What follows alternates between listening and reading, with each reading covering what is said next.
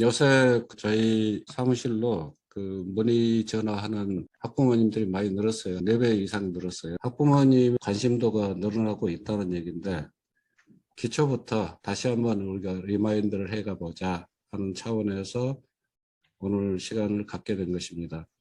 요새 중학교의 서술형 같은 경우가 화두가 되고 있는 것 같아요. 지금 원장님들이 있는 그 주변의 학교들은 어떤지 모르겠는데, 서울 수도권에 있는 몇몇 중학교 요번에 시험 본 거를 제가 들은 바에 의하면 수학 같은 경우가 뭐 평균이 40점 나왔다 그럽니다. 그래서 거의 멘붕이 온 상태라고 하는데 그 결정적인 이유가 서술형이었다 얘기합니다. 어떤 중학교 경우는 10점짜리 서술형 문제 6문제 나오고 나머지가 기존처럼 나온 것 같아요. 답을 다 찾았는데도 점수가 50점밖에 안 나왔다. 평소에 수학을 굉장히 잘하던 아이인데도 불구하고 50점대라는 얘기입니다. 평가가 달라진다라는 얘기를 했을 겁니다. 서술형 평가는 단순히 풀이 과정을 쓰는 것이 아니고 풀이 과정을 쓰더라도 왜 그런 풀이 과정을 썼는지를 명료하게 밝혀줘야 된다. 그래서 우리가 문제 해결 프로세스라는 것을 계속 연습을 시켰던 건데 그 프로세스를 정확하게 글로 써내고 그 글에 해당하는 수식을 함께 써내는 것이 서술형의 핵심이다라는 얘기를 했던 거예요. 문제 해결 프로세스의 각 요소마다 어떤 과정이 빠졌을 때는 감점에 들어간다. 그래서 답만 맞았을 경우에는 40%밖에 점수를 주지 않을 것이다. 뭐 그런 얘기를 제가 강의에서 했던 것 같아요. 그것이 지금 학생들한테 현실화되어 있지 않느냐 이렇게 보여집니다. 지금 아마 서술형을 학원들에서 다양한 방식으로 준비를 시켜주고 있는 걸로 알고 있지만 예를 들어서 제가 어떤 영상을 보니까 구하는 것이 뭔지를 정확하게 쓰고 다음에 그 조건들을 분석하고 해결 과정을 수시로 전환시키고 그 다음에 결론으로 이렇게 쓴다. 굉장히 쉽지 않습니까? 그렇게 쓰면 되죠. 문제는 아이들이 어디서 어디까지가 문제의 조건을 해당되고 문제의 조건도 보이는 조건과 보이지 않는 조건이 있습니다. 그 다음에 구하고자 하는 미션에 의해서 이 조건은 택해야 될지 말아야 될지를 선정하는 작업도 있어요.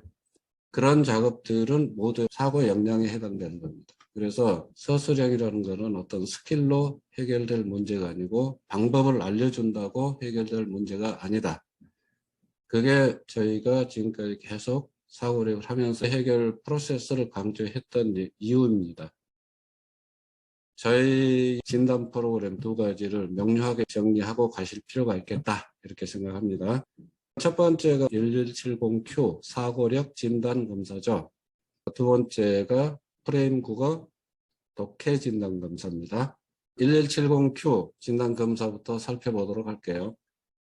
화면에 떠 있는 거는 진단검사의 한 부분, 이게 캡처를 한 건데요. 진단검사를 볼 때 동그라미 쳐진 요소들은 반드시 학부모님들한테 설명을 해 주어라 이런 얘기예요. 전국 순위라는 거는 현재 이 검사를 본 아이들 중에서 상위 2.65%에 해당하는 수준이다라는 것을 보여주는 겁니다. 굉장히 우수하죠. 자, 이때 이 순위가 나타내는 것이 무엇인지를 분명하게 전달해 주십사 하는 겁니다. 저희는 이거를 변화시키는 시간과 연결을 시키고 있어요. 이 정도 상위권에 드는 아이들은 아마 한 2, 3개월 정도면 저희가 하고자 하는 방향, 수업을 어떻게 진행한다는 것을 금세 캐치를 할 겁니다. 두 번째는 상대 성취도는 어떻게 되어 있냐면 전체 평균을 자기가 얻은 점수로 나눠서 50점을 기준으로 변환을 시켜버린 거예요. 이 친구 같은 경우는 전체 평균이 50점이라면 129점을 받았다는 얘기입니다. 2.5배 정도 잘한다는 얘기예요. 전체적으로 봤을 때 2.5배지만 분야별로 한번 봐보시죠. 수리 같은 경우는 거의 3배 이상 차이가 나는데 창이나 직관은 2배도 차이가 나지 않는다. 이 얘기는 상대적인 비교를 했을 때 수리는 굉장히 월등하게 높은데 창의 직관은 다른 아이들에 비해서 높기는 높지만 수학에 비해서는 좀 높지 않구나라는 것을 파악할 수가 있다. 자, 이것이 뭘 의미하냐? 옆에 균형지수 보면 자기 자신의 비교를 해보라는 겁니다. 그러면 내가 받은 점수의 50점이라고 변환을 시키면 논리 같은 경우는 자기가 받는 기준선에 딱 있는 거죠. 창의직과는 44로 한 점 떨어지죠.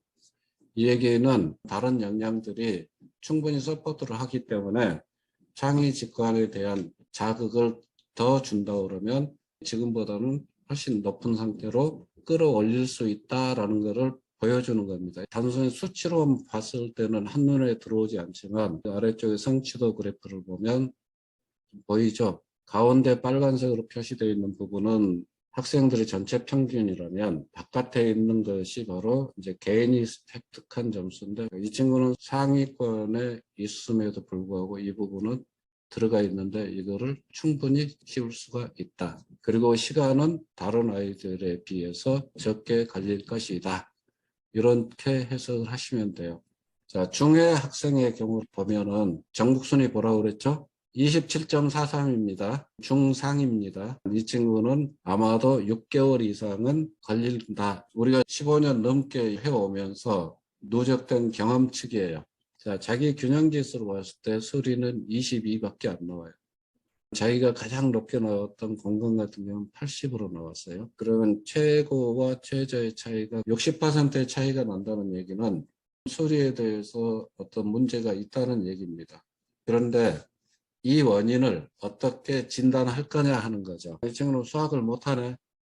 이렇게 판단하기 쉬운데 저희 진단은 수학만 평가하는 경우는 거의 없다라는 거는 여러분도 알고 계시죠. 서너 개씩의 영역이 묶여 있다는 걸 얘기했어요. 예를 들어서 수리와 언어가 묶인다든지 수리와 관찰, 변별이 묶였다고 그러면 얘는 해결을 못했을 가능성이 높겠죠. 근데 수리와 공간이 묶였다고 그러면 공간의 힘을 받아서 해결할 수도 있겠죠. 어쨌든 서로 상호작용을 하기 때문에 어떤 영역의 영향 때문에 수리가 약한지 이 그래프만으로 보기에는 어려워요. 진짜로 약할 수도 있어요. 이 부분은 실제 수업에서 확인을 해봐야 됩니다. 우리가 3개월 동안 균형적으로 자극을 주었음에도 불구하고 계속해서 그쪽이 이렇게 나온다? 그러면 그쪽이 문제가 있을 가능성이 큰 거죠. 그래서 보정을 주는 거예요. 보정 문제 같은 경우는 170Q보다는 문제 난이도라는 것이 높을 거예요. 어느 정도의 자극을 받아야만이 임계점에 도달하고 임계점을 넘어서야지 그 부분에 대한 극복을 해 나간다. 그렇기 때문에 약간은 높게 나간다. 우리 공부하는 사람은 수학밖에 없는데 어떻게 수학만 이렇게 낮게 나와요? 라고 얘기할 수도 있지 않겠어요? 저희가 평가하는 건 다른 영역과 결합이 돼서 문제를 해결하는 상황을 전제로 해서 평가를 한 거기 때문에 그것이 다른 영역 때문에일 수도 있다라는 가정을 가지고 있으라는 얘기입니다. 물론 수리 때문에 그럴 가능성이 거의 확실해요. 그렇지만 그렇게 단정은 하지 마시라. 왜? 변화의 여지는 있기 때문에 그거를 저희가 수업관에서 찾아봐야 됩니다. 라고 학부모님과 상담을 해 주시라라는 얘기예요. 다음에 이런 결과가 나오면 어머님들 뭔가 실망감 같은 것들이 나오긴 해요.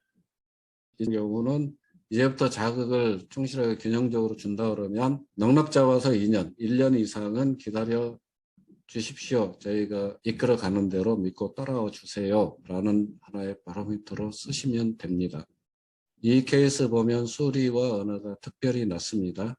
수리와 언어가 서로 영향을 주고 있는 건지 언어가 수리한테 영향을 주는 건지 잘 모르겠어요. 그런데 관찰, 변별 또는 창의, 직관 이런 쪽은 거의 평균선에 근접하고 있다. 수리와 언어가 8밖에 안 나오는데 논리가 35라는 얘기는 얘는 빠르게 변화시킬 수도 있다. 문제는 뭐냐?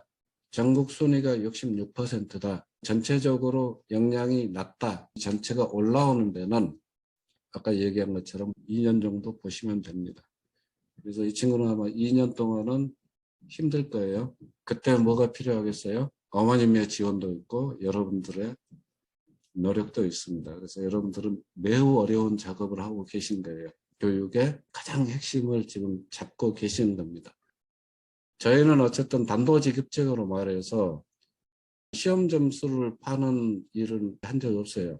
뭐를 했습니까? 저희는 아이를 변화시켜야 된다. 이거에 초점을 맞춰왔다는 것. 이건 여러분도 알고 계실 거예요. 그래서 너무 이상적이다. 현실을 모르는 거다. 뭐 이런 오해도 많이 받았지만 교육이라고 하는 것은 기본적으로 점수를 높이는 게 아니고 아이를 변화시키는 것이 교육입니다.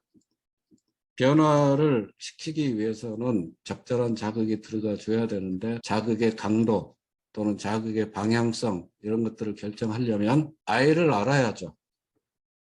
아이 이해 차원에서 하는 것이 바로 진단검사다. 이렇게 이해하시면 돼요. 하나의 자극을 주었을 때 어떤 방식으로 받아들일까라는 것을 사전에 알아보는 것이 진단검사입니다. 전체적으로 아이에 대해서 말해주지 않는 것을 우리가 읽어내는 거예요. 그래서 가급적이면 그 아이에 맞는 자극을 주기 위한 것이 저희 진단의 목표죠.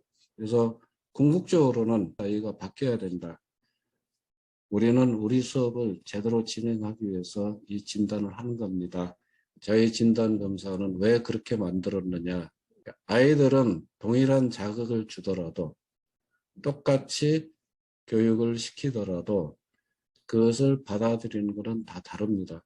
그래서 성장하는 속도도 달라요. 비등속적으로 성장한다는 얘기입니다. 그 검사라는 것은 그 시점의 검사일 뿐이라는 거예요. 이 부분을 명확하게 구분하고 있지 않으면 자칫하면 아이에 대한 잘못된 편견을 만들어 볼 수 있다. 어머니가 자식에 대해서 편견을 가지거나 선생님이 학생에 대해서 편견을 가지는 순간 학생은 바꿀 수 없습니다. 두 번째 요소가 중요합니다. 다양한 지능을 적절한 수준까지 발달시킬 수 있다는 적절한 수준까지. 굉장히 애매모호한 말인데요. 이때 적절한은 상당한 수준까지로 바꿔보면 좀 더 쉽게 이해되지 않을까. 복합적 방식, 그러니까 함께 작용한다는 거예요. 특히나 어떤 문제 해결 상황에서는 지능들이 복합적으로 작용을 한다. 그래서 저희가 진단검사의 문제를 여러 가지 지능이 결합된 문제를 출제하게 된 것이다. 문제 해결 상황 안에서의 그 활용도를 측정하는 거다. 1170초의 진단검사는 현재 시점만 반영한다라는 것, 문제 해결이라고 하는 상황을 통해서 나타나는 사고의 패턴이 어떤지를 측정하기 위한 거다. 그것을 하는 이유는 학습 수행할 목표를 정하고 그 방향성을 제시하기 위한 것이다. 우리는 학습 지향형 검사다. 이렇게 얘기합니다. 능력 측정 검사가 아니라는 거 계속 강조합니다. 우리가 진단검사를 왜 하느냐 하는 거는 교재 진단에 의해서 교재가 나가죠. 뭘 하느냐? 여러 가지 아까 봤던 6가지 영역이 고르게 자극을 받도록 문제가 구성되어 있어요. 이걸 3개월 정도 해보면 고르게 자격을 받았음에도 불구하고 진단에서 나왔던 이 약한 영역이 여전히 계속 그렇게 나온다. 그럼 보정이 나가야 돼요. 그게 저희 프로그램의 프로세스다. 그게 무엇을 하느냐 진단에서 사고 균형 상태 보는 거다라는 겁니다. 아까 얘기했잖아요. 수업에서 다 활용을 한다고. 자, 예를 들어서 아이가 공간이나 이쪽 영역이 약하다고 일단 진단에서 나왔다고 쳐요. 약한지 안 약한지는 여러분들의 수업 설명에서 확인해 봐야 되겠죠. 자, 문제를 설명해 보게 하면 돼요. 그런 것들은 질문을 통해서 확인이 가능하다. 저희가 질문이 가르치는 스킬입니다 라고 했던 것을 다시 한번 리마인드 해보세요. 저희의 교육은 질문하는 방식입니다 라고 했던 이유가 여기에 있습니다. 확인해야 되니까. 그리고 다음번에 뭘 해줘야 될지를 봐야 되기 때문에 그래서 질문을 던지는 겁니다. 정말로 생각을 희한하게 하는 경우도 많습니다. 말을 시켜보세요. 얼마나 희한하게 생각하는 사람이 많은지. 그런 것들을 우리는 전혀 모르고 있습니다. 부모도 모르고 있어요. 그런데 무슨 변화가 오겠습니까? 그래서 저희가 적어도 사고력이라고 하는 것을 진행하고 있고 그걸 책임지고 있다면 아이에 대해서는 계속 알아가려는 것, 그것이 여러분들이 해줄 전부예요. 그래서 학부모님들한테도 분명히 전달해 줘야 될 얘기가 있다. 다른 곳에서 교육하는 방식으로 교재는 1페이지부터 끝페이지까지 한 문제도 놓치지 않고 풀어야 된다. 처음부터 끝까지 모든 문제를 다 풀어야 되는데 풀지 못한 문제는 선생님이 설명을 해서라도 아이한테 이해시켜 줘야 된다라고 하는 것이 지식을 가르치는 교육에서의 관점이에요. 사고력에서의 교육은 그 문제 하나를 아이가 푼다 못 푼다라는 것은 중요한 문제는 아니다라는 겁니다. 그 아이가 직접 수행해 보지 않으면 그 문제 풀이하는 방법을 가르쳐 줬다 해도 아무 의미가 없죠. 만약에 저희 프로그램을 선택을 하신다면 기다려 주세요 라는 겁니다. 자, 저희가 CSL 같은 거 한 달에 20문제가 나가요. 아이에 따라서 처음에는 10문제도 못 풀 수 있습니다. 나머지 문제는 스킵하라고 그랬죠. 얘가 못 풀었는데 설명을 안 해줬냐. 우리는 설명해서 아이가 풀도록 하는 게 목표가 아니고 아이가 이 문제를 풀도록 하는 게 목표다. 그래서 부모님이 기다려 주셔야 되는데 얼마나 기다릴까요? 뭘 보라고 그랬어요? 70% 언더로 가면은 2년 이상 걸린다라고 보시면 돼요. 자, 그러면 아까 봤던 상위 2%, 3% 이런 애들은 어떨까요? 그런 아이들 이 문제 주면은 행복해합니다. 그러면 그 과거의 교육이라는 건 누적된 것이 현재 나타나는 상태라는 거죠. 현재 상태가 이렇다면 이 정도는 기다려 주셔야 됩니다. 자기 자신을 바꾼다는 게 그렇게 쉬운 작업 아니잖아요. 아이한테도 힘든 일이거든요. 그러니까 부모가 기다려주면서 지지해줄 수가 없다면 이 프로그램은 선택 안 하는 게 맞고요. 여러분도 그런 자존감과 자신감을 가지고 프로그램을 설명하기 바랍니다. 10문제 중에서 2문제, 3문제 이렇게 남는 아이들도 있을 겁니다. 이 문제는 뒤로 남겨놔도 됩니다. 나중에 저희가 적절한 시점에 다시 줄 겁니다. 실제로 나타날 현상이기 때문에 그 현상을 설명을 드리고 그 부분을 저희는 알고서 진행을 하고 있기 때문에 언젠가 잡아줄 것이다. 걱정하지 말라. 이렇게 분명하게 얘기를 해줘라. 또 진도 같은 경우 이런 얘기가 있어요. 친구는 뭐 어디를 하는데 그거 우리 애도 거기에 맞춰줘야 되지 않느냐. 그렇지만 가장 중요한 건 뭡니까? 아이입니다. 아이. 그 개별적으로 전화 상담이 그 회사로 많이 온다고 그랬잖아요. 어머님한테 하는 얘기가 있어요. 아이가 하고 싶은지는 분명하게 물어봐라.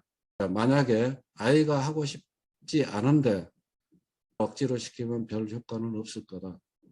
내가 정말 이 교육을 시키고 싶다 그러면 아이가 그 선택을 하도록 바꿔주는 것이 그것이 부모 역할입니다. 내가 좋아 보이니까 그냥 억지로 끌고 가서 집어넣는 것이 교육이 아니다. 그래서 아이하고 반드시 협의하시고요.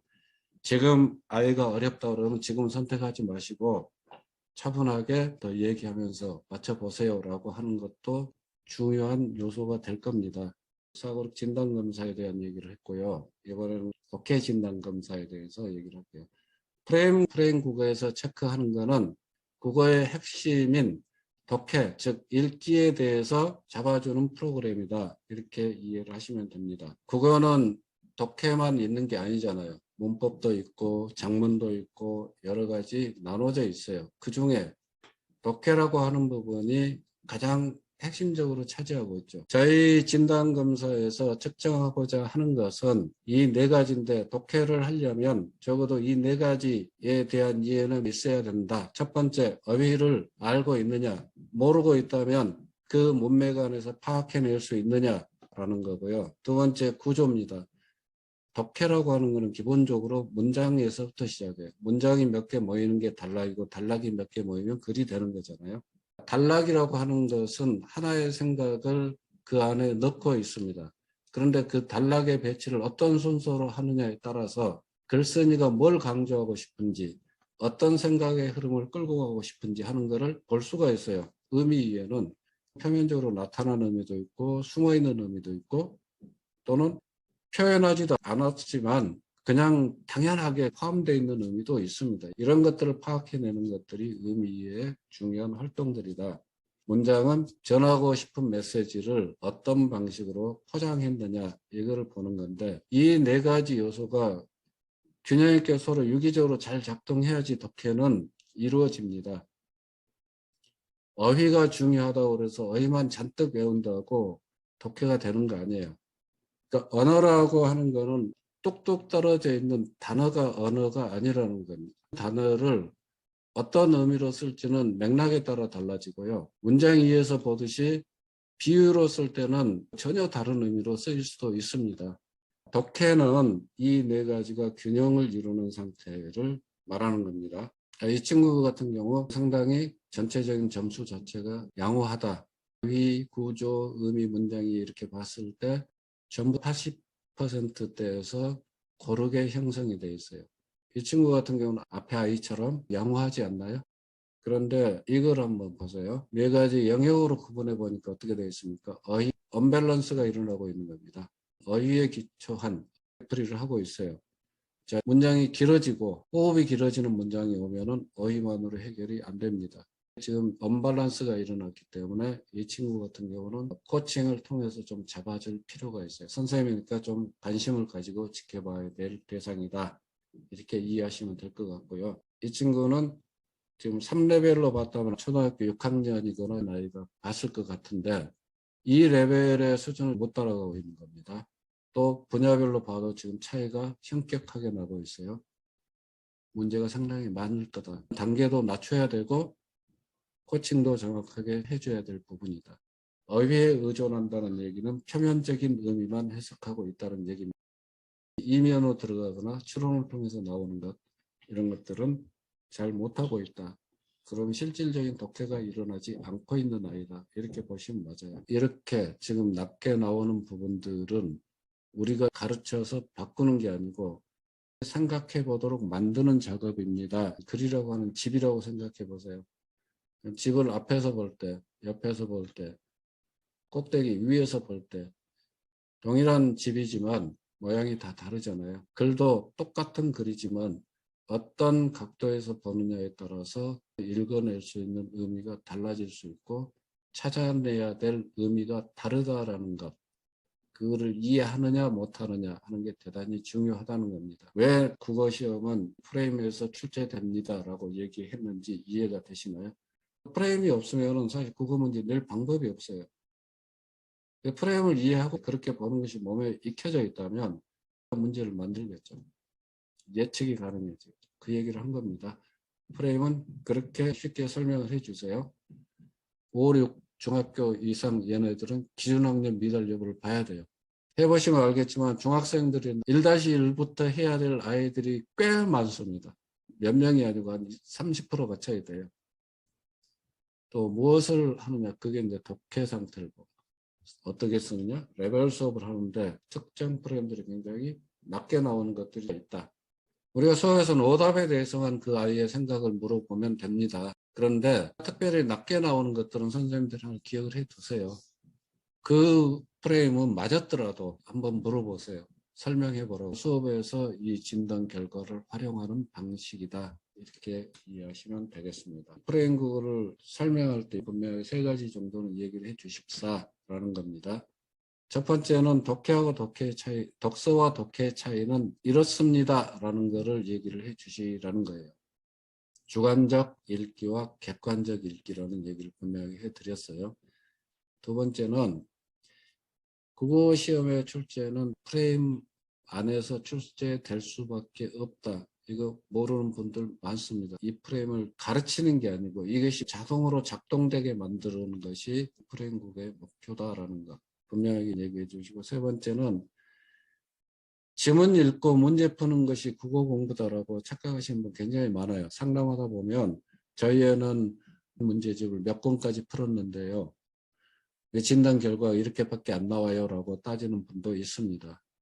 국어라고 하는 거는 관점을 가지고 뜯어보는 것이 중요합니다. 그러니까 글을 이모저모 해체하고 분석해 볼 수 있는 능력이 있어야지 국어를 한 것이지 그냥 글을 읽는 것이 국어가 아니다라는 것 분명히 인지해야 됩니다. 독서를 많이 했으니까 국어 잘할 거라고 하는 것 yes일 수도 있고 no일 수도 있다라고 제가 지난 시간에 분명히 얘기했잖아요. 그거를 부모님들 잘 모르시는 경우가 많으니 이것도 얘기를 분명하게 해 주시라. 이 세 가지는 꼭 빠뜨리지 않았으면 좋겠다라는 겁니다. 자, 마지막으로 학부모님들이 많이 질문할 수도 있는 가능성이 있고 실제 하는 것이기 때문에 이것만 하고 오늘 마치도록 할게요.